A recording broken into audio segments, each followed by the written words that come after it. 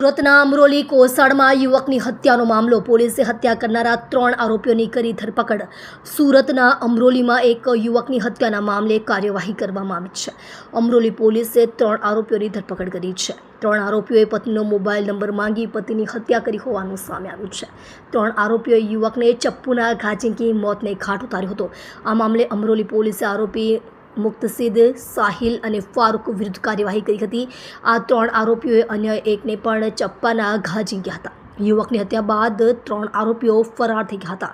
સૂત્રો પાસેથી મળતી માહિતી મુજબ અમરોલી કોસાડ આવાસમાં યુવકની હત્યા મામલો સામે આવ્યો હતો, જે મામલે અમરોલી પોલીસે 3 આરોપીઓને ઝડપી લીધા હતા। 3 આરોપીઓએ યુવકની પત્નીનો નંબર માંગીને ચપ્પુના ઘા ઝીંકી દઈને મોતને ઘાટ ઉતાર્યો હતો।